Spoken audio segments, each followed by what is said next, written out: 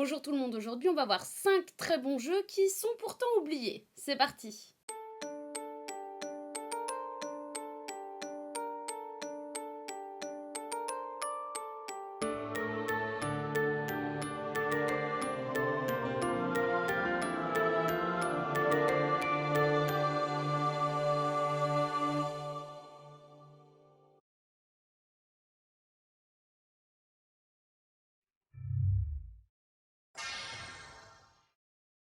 Outlaws est un jeu de tir à la première personne développé par LucasArts et sorti en 1997, et se déroulant dans un univers de western. LucasArts réalise Handful of Missions en 1998 qui est une extension comportant 4 nouvelles missions solo. Le jeu raconte qu'après quelques courses, le marshal à la retraite James Anderson décide de rentrer chez lui. Mais il assistera à un tragique spectacle arrivé à son domicile. En effet, il découvrira sa ferme en flammes et sa femme mourante. Anna, qui avant de rendre son dernier souffle, lui révélera l'identité de ceux qui ont commis ce crime et qui ont enlevé leur fille, Sarah Anderson. Il s'agit de deux hors-la-loi du nom de Matt Jackson dit le docteur sème la mort et Sam Fulton dit l'asperge. Tous deux travaillant pour l'homme d'affaires Bob Graham qui, pendant plusieurs mois, harcelait James pour qu'il lui vende sa propriété pour y installer une voie de chemin de fer. Ainsi, dans ces circonstances, il ne laisse pas le choix à notre retraité de Marshall de lui vendre sa ferme s'il veut récupérer sa fille. Mais n'écoutant que sa soif de justice, il ne cédera pas aux menaces et partira à la recherche de sa fille. Dans cette ambiance bien retranscrite du Far West, on retrouve l'univers des grands films de cow-boys qu'on aime. Même les gestes sont très bien réalisés, reconstituant bien cette époque. D'ailleurs, il est évident que les développeurs se sont inspirés de ces classiques cinématographiques, comme par exemple la ressemblance entre le manchot, interprété par Clint Eastwood dans Pour une poignée de dollars, et notre héros. Ce FPS Cult vous proposera alors, en plus des affrontements épiques, quelques énigmes à résoudre. Vous ferez justice en disposant d'un arsenal assez riche, et tout cela dans une ambiance immersive très bien réalisée avec ses décors dignes du bon, de la brute et du truand, et de sa bande-son qui accompagne très bien notre aventure. Alors bien sûr, aujourd'hui on a Red Dead Redemption, qui traduit également très bien l'univers du western spaghetti, mais avant il y avait Outlaws, qui n'est pas à mettre de côté malgré son grand âge.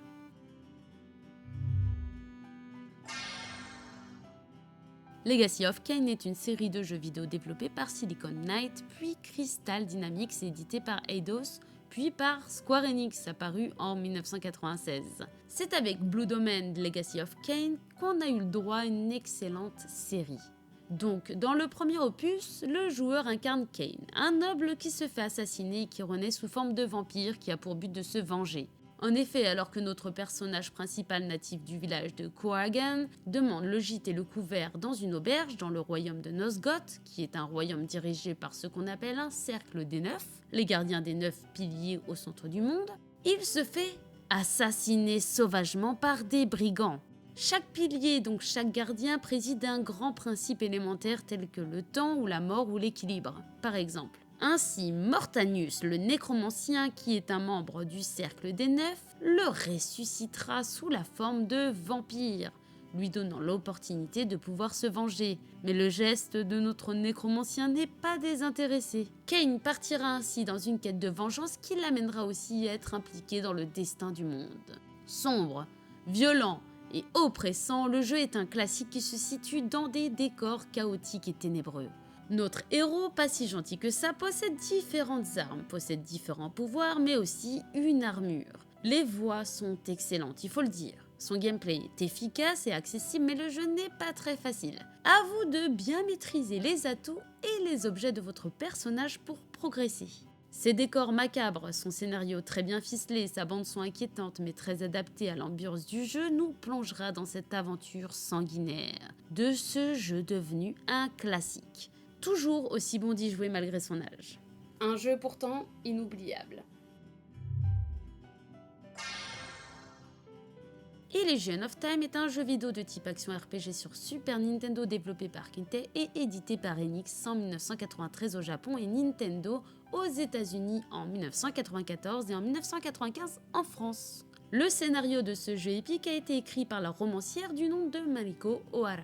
Le design des personnages a été réalisé par la célèbre mangaka Moto Adio. Et la musique est de Yasuhiro Kawasaki, qui a également composé celle de plusieurs jeux de Takara et Tomy.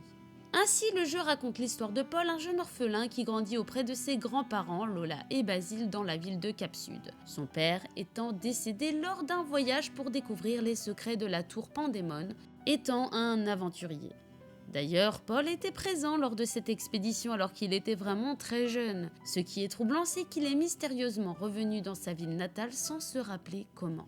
Un jour, il découvrira qu'il est l'élu et qu'il devra sauver le monde de la désolation. Pour cela, il aura à disposition des pouvoirs comme la télékinésie. Il fera aussi la connaissance d'une mystérieuse princesse qui changera également sa vie. Il entrera ainsi dans une aventure riche et épique. Très sociologique et amenant à la réflexion, le jeu dénoncera ainsi les mauvais côtés de la société et certains défauts humains comme la quête de pouvoir par exemple. Cet opus est très riche émotionnellement, montrant bien les sentiments des personnages. Le jeu fait référence aussi à des lieux qui existent réellement, mais aussi à des lieux et des légendes mythologiques et historiques pour notre plus grand plaisir. Vous devrez vider chaque zone de ses ennemis pour ainsi progresser réellement en obtenant des bonus importants pour l'évolution de votre personnage. N'oubliez pas de récolter vos grenades laissées derrière les monstres que vous avez affrontés qui vous aideront à obtenir des vies supplémentaires. Les graphismes restent acceptables et agréables, le gameplay est plaisant et nous invite dans une très bonne aventure comme on aime. Un jeu magnifique et possédant un scénario profond, Illusion of Time reste une référence dans son genre. Onimusha 3 Demon Siege est un jeu vidéo de type hack and slash développé par Capcom Production Studio 2 et édité par Capcom en 2004. C'est en 1582 au Japon, c'est-à-dire 9 ans après que Jubei Yagyu a terrassé l'infâme Oda Nobunaga, que ce dernier est une nouvelle fois revenu d'entre les morts et devient ainsi le seigneur des Genma, c'est-à-dire le seigneur des démons. Ainsi, sentant la menace, le samouraï Samanosuke Akechi, sous les traits de Takeshi Kaneshiro, dont le corps a été modélisé spécialement pour le jeu, se rend au temple d'Onuji, où Nobunaga s'est réfugié pour le combattre. Mais alors qu'ils étaient prêts à s'affronter, Samanosuke est soudainement aspiré dans une faille spatio-temporelle qui le ramène à Paris au début du XXIe siècle, alors que la ville est assiégée par des démons. Ainsi, Jacques Blanc, incarné par Jean Reno, qui lui aussi a été modélisé spécialement pour le jeu, un agent de la DGSE, se retrouve dans ce chaos, mais sera sauvé par Samanosuke, mais sera quant à lui projeté au Japon du XVIe siècle. Il faudra ainsi exterminer la menace démoniaque grâce à nos deux personnages au destin désormais liés. Cet opus est pour moi inoubliable, ainsi l'aventure mêle les deux histoires des personnages et leur progression, qui sont liées l'une avec l'autre. On alterne avec un décor japonais de 1582 et un Paris du XXIe siècle. Et la petite fée du nom de Hako, capable de voyager entre les deux époques, permet ainsi de briser les barrières du langage et permettra de faire les liens entre les deux aventuriers. Les combats sont toujours aussi jouissifs par leur dynamisme et les combos sont toujours aussi spectaculaires. Les casse-têtes sont présents et nous feront toujours aussi chauffer notre cerveau. L'histoire est captivante, le gameplay toujours aussi bien et les particularités de cet opus font de ce jeu un incontournable. Si vous l'avez jamais fait, moi je vous conseille de le faire. Skies of Arcadia est un jeu vidéo de rôle développé par Overworks et édité par Sega en 2000 sur Dreamcast. Il a été réédité en 2003 sur GameCube sous le nom de Skies of Arcadia Legends. Qui se souvient de ce jeu épique dans un univers constitué d'îles flottantes? Mais non, pas ce genre d'île flottante, n'importe quoi. Donc je répète, dans un monde qui se nomme Arcadia, constitué d'îles flottantes, où on se déplace en bateau volant. On rencontre le héros du jeu, Viz, qui est un voleur bleu comme son ami Aika, c'est-à-dire des pirates qui volent uniquement les navires armés. Son ami et lui partiront à l'aventure pour combattre ainsi la dictature maléfique de l'empire de Valua.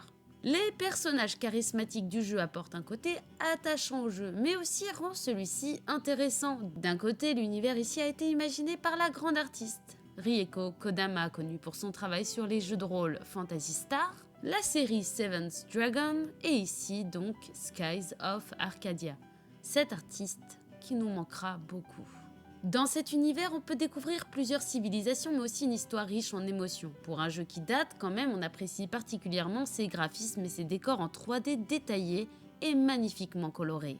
L'évolution du niveau grâce à l'expérience se fait au fur et à mesure de la progression dans le jeu, donc on a ici une aventure sans coupure dans le rythme. Et la découverte de nouveaux personnages apporte également un point fort au jeu. Celui-ci est d'ailleurs riche et varié, en effet les quêtes annexes complètent très bien le jeu et sont très agréables à faire. Et comme sa durée de vie est très bonne, vous pourrez profiter de celui-ci longtemps.